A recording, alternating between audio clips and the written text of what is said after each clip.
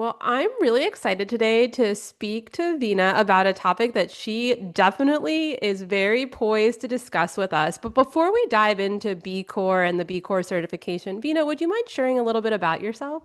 Yeah, absolutely. Thank you, Mel. I'm Veena Harbaugh. For my day job, I'm the Senior Director of Impact and Governance at Sendle, which is a B Corp, and we'll talk all about that today.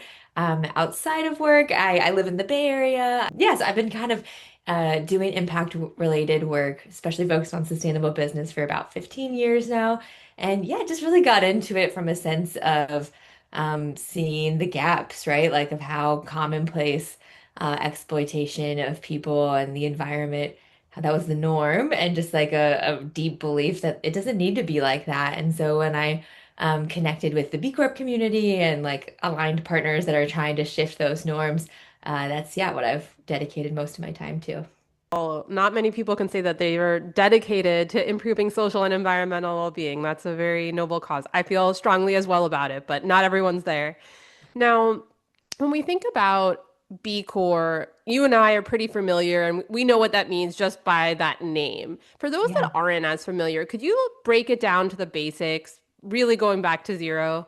Absolutely. And just even for the visual. So what you will see is you'll see a letter B with a circle around it and a line under it. So that'll be the logo that and what's so cool is I'm starting to see it so many places. Like I was just traveling yesterday and saw it like two or three times in the airport.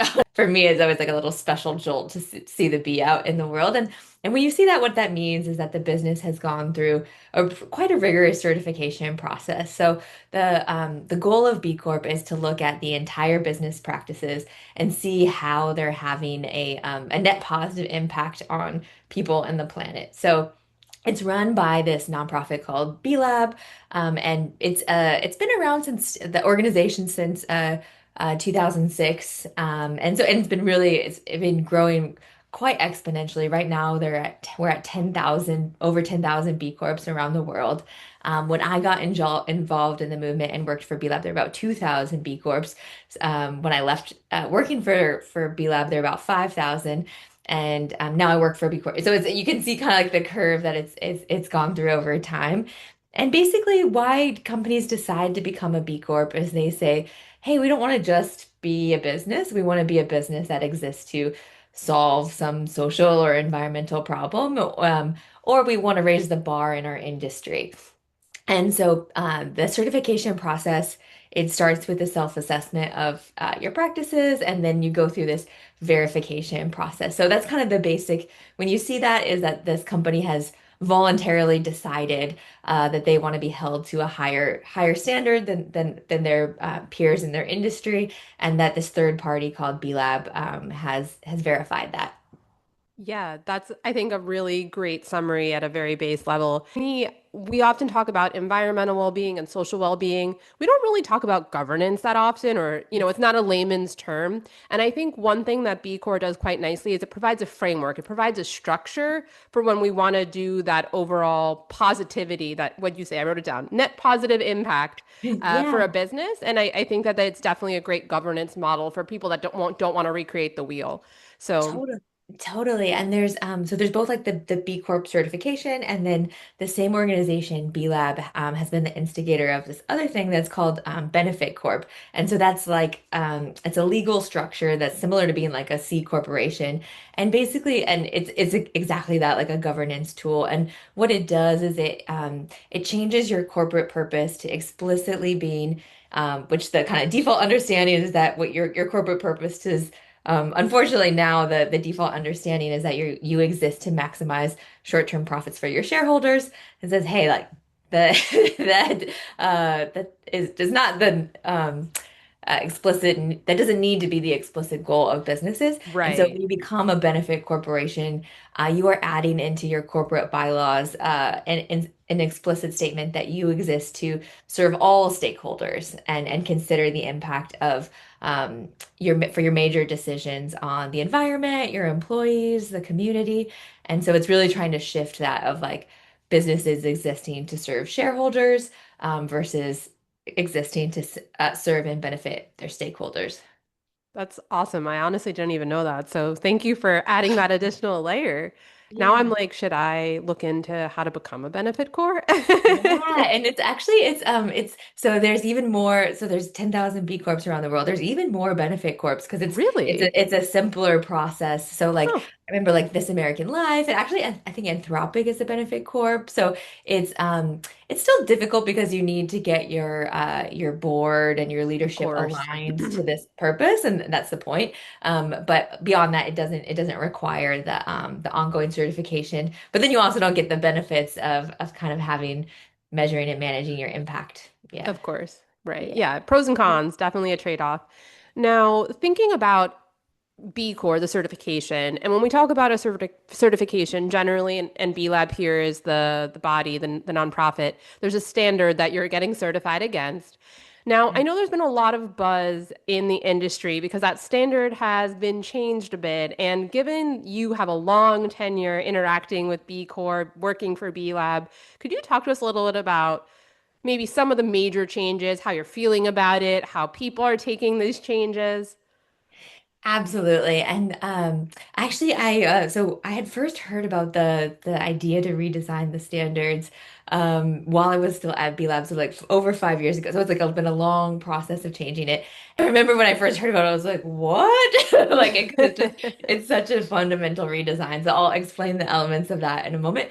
But basically these standards already were so on the previous version, we were on like version 6. So the idea was that the context for what it means to be a good business is continually changing, right? So if we think about like new ideas like gig work or things like that, like it's there's new business practices that then need a new standard created.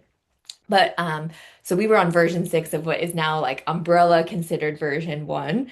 Now the B Lab has introduced, and it starts going into effect next year for certifying companies, or perhaps even now if you're freshly certifying. And that now this is called version 2. And so the biggest changes between version 1 and version 2 are in version 1, there was a point structure. So you would self-assess against what's something called that's called the B impact assessment, and that would look, it was kind of broken down actually by your different stakeholder areas. So it would look at what is the impact that you have on your community, what is the impact you have on the environment, what are your governance practices, how do you impact your customers, your employees, and then it was kind of a choose your own adventure type of thing. So it's like you could get a lot of points through your environmental practices and like haven't really addressed very much on your social practices, or kind of vice versa. And so what the new version does is it says, hey, actually, in order to be considered a better business that's addressing the most pressing issues in the world, we need all of our companies in this community to be taking action on all of these topics. And so now version 2, what it does is it's organized instead of by stakeholders, it's organized by different topics. So like governance is still one, workplace culture, fair wages, human rights, climate action, environmental stewardship. Um, and basically what it does is it sets these are the minimum practices, or this is really where the bar should be, basically, of like to be a good business. And there's quite a bit of nuance there. So, for example, what those requirements are they'll differ based on your size, your sector, your location. And so the idea is to add, how can we keep the bar really high, especially as we're certifying more larger and complex multinational companies, while without making it too onerous for small businesses. So kind of the fundamental redesign is no more points, which that was the one that got me when I first heard about it. It was like, no points, like what? um, and then instead of any path to impact, it really being required across all of the areas. Wow. Okay. Now, I know there's a bunch of controversy, not trying to get into the Yeah. controversy today. One thing that my Yeah. ears did catch while you were speaking is some additional thoughts around climate that the standard version 2 covers now. And I think Yeah. I'd be super curious, maybe, I'm pretty climate passionate and Yes. love talking about this and just thinking about how 2024 was the hottest year on record. It's obviously very Yeah. pertinent, and climate Yeah. action and climate justice are very, important and urgent topics. Would love to know kind of how B Corps is thinking about that. Yeah, and that is one of the biggest differences is that now every business is required to take climate action. So no matter what size you are, you're required to have a climate action plan that Wow. is transparent, that you're measure and you're kind of publicly showing your progress against it. Um, there was recognition though that for small businesses, things like requiring a science-based target or even sometimes your full footprint is pretty onerous. And so what within the new climate action section, it requires the smaller businesses to still be setting their goals, tracking progress on those goals. But then it requires large businesses, which is either defined by your employee size or your revenue. So you're able to capture companies that have, and whichever one is puts you up to the higher bracket. So Okay. say you like outsource a lot of your employees, so you don't have a big employee count, but you have bigger revenues, you'll be in that. Say you so it kind of takes like the level of requirements. And then for those large businesses, they're required to have a validated science-based target, be working towards net zero by 2050. Wow. And yeah, same thing, publicly sharing their climate action goals and progress towards it. So one of the biggest differences is a call that all of the B Corps need to be working on climate. Yeah, truly. I think personally, I love it. I'm curious, do you know if brands that are in the B Corp community are happy about this, or is this not viewed positively? I think the biggest fear was around for small businesses, the like just increased like burden of Mm. so for example at Sendel I led our developing our net zero strategy and getting a science-based target validated. And yeah, that was like a year and a half, 2 year process like with a dedicated sustainability director because it's inherently a rigorous process. So a lot of the smaller businesses don't have those same dedicated creative resources. Of So I think course. the main concern that I heard from the community was, hey, you can't really layer on all of these additional time burdens.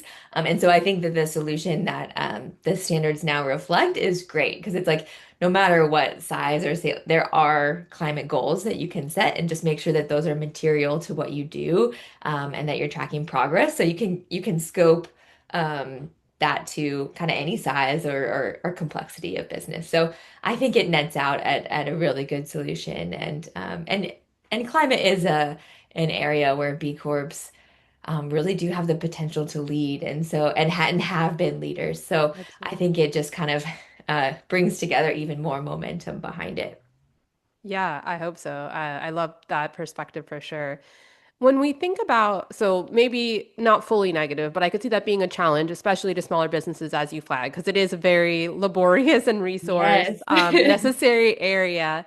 Yeah. How do you feel B Corp helps brands? Like if a brand is considering becoming a B Corp, what's a benefit? Yeah, I think there's several. And the first one I think is kind of what we've already touched on with that like governance or internal alignment is it is just a really helpful tool of saying like, what are we doing here? Like why Totally. do we exist as a business and really getting your leadership, your investors, your employees aligned around that. And then I think now with the clarity of the new standards, it also really helps everyone understand by when we say good business, that could mean a lot of different things. So, no, actually, it means a really specific thing in each of these areas. And so, I think it's a really helpful tool for kind of turning some of that like positive intent into actually this is our plan and this is how we manage this in the company. At Sendel, where I work, it's also been like a really, really helpful tool for attracting talent. I mean, all the time. Part of my job is I get to work with like the most talented, motivated people, and a lot of that is because they wanted to work for a B Corp, and so that is a kind of a benefit I experience on a daily basis. And then it's a great tool for communicating to your consumers. Like as we said, it being a whole business certification, it's a little more, it's in some ways it's more complex, right? Because it's like it's not as clear as just like this product is fair trade. Great shorthand for just that this company has gone through this level of rigor of looking at their impact. Yeah, and that they're taking it seriously. Totally. I'm happy that I personally feel like I don't see that many, bees out in the world. It sounds like you had a very positive travel experience to see so many. Beyond looking for the B, what do you think are things that individuals can do, or what should they know when they're interacting with the B Corps? Because I think, if you're on a website, if you're in a digital environment, it's a little bit easier to come by, but out in the real world, maybe not so much. Yeah, I mean, I think you'd be surprised. Like, and one thing that's so cool is to see how it's changed um, since, yeah, the early days, like when I was involved working for a B Lab in there about 2000, it was more rare and you wouldn't, but even now, even at like your CVS or your Target, you're gonna see like within the chocolate companies, within the personal body care. So I'd say keep your eyes peeled. Um, One thing I would say in terms of what it should mean to you then, right, is this company has gone through these processes, but the same thing for choosing the products that you like. For example, when I buy chocolate, I look for both B Corp and Fair Trade. I use it as a tool, it's not like a complete guarantee. And same thing, like if I'm an employee that's looking for a B Corp to work for, that's a great sign to me that this company cares about their positive impact. But I'm also still going to look at what is their business model, who is their leadership, what is their culture. So I would say use B Corp as a tool, as an indicator of Right. this kind of commitment and resourcing behind it. But still, keep in mind all the other things that you care about and look for information and signs on those things too. Makes total sense. Well, I really appreciate you taking the time to break down what B Corp means and what to look out for as an individual or a brand, and how to navigate maybe some of these exciting or potentially challenging changes to the standard, but Yeah. why they're important and what value they can add to the already important work of driving business difference. So, thank you so much for taking the time. Thank you so much, Mel.